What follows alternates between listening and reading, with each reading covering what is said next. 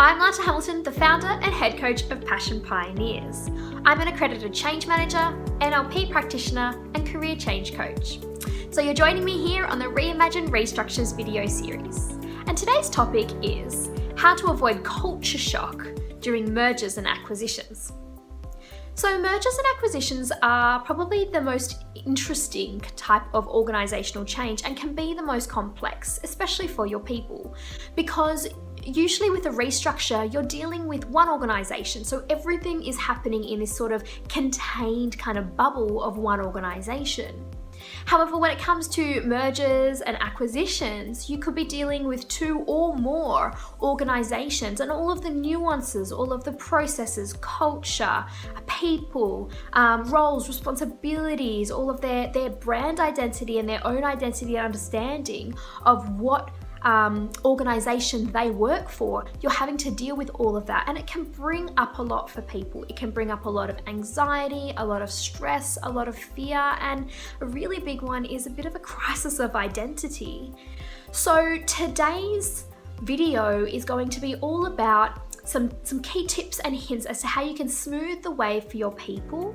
So with the merger and acquisition, what you'll often have is sort of two really kind of disparate groups of people. They have been, I guess, kind of geared towards their own particular unique purpose of that organization, and often that's being led top down from a strategic approach, and it's kind of cascaded down through the layers, so they're really used to that. So what you need is you need to be able to actually have them tap into a uniting force, something that they can both really find meaningful for the future. So interestingly, this one you're actually going to start from the bottom. You're actually going to start from a grassroots level. So what you're going to do is you're actually going to run exercises with your teams to have them starting to build up what they believe they're here for. Why does their team exist? What are they here to do? What are they here to contribute?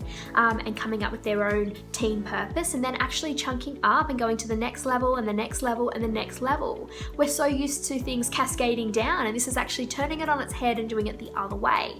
And then what you can do as senior leaders together is to actually then take what each organization has come up with and combine it into one unifying common purpose across the entire new entity that you're going to be creating. Often as leaders, we feel like we have to do all of the groundwork. We feel like we have to have all of the answers. We have to be doing all of the driving. And here is really a real difference in terms of perspective, because it's actually all about bubbling purpose up through the layers of your organizations, and letting people tap into it and have buy-in and engagement of it because they were part of the process and they actually came up with it themselves.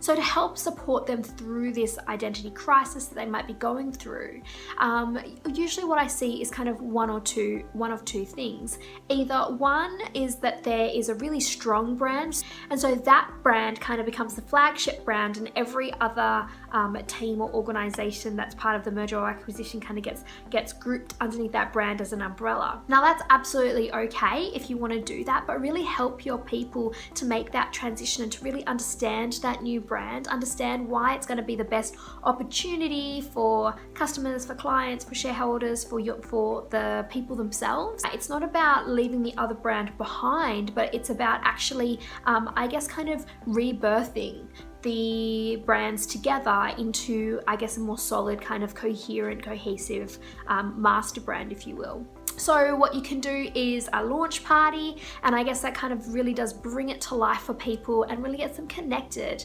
And it might sound a bit flippant, like throwing a launch party, but it's a symbol, right? It's like we have parties when we want to celebrate something, and it's a symbol to their unconscious mind that this is something new, this is something exciting, and it can help really get them on board. Obviously there's steps that have to happen before that party. The second thing that I see also happen is sometimes if the brands are of more equal value, then sort of a new brand is created.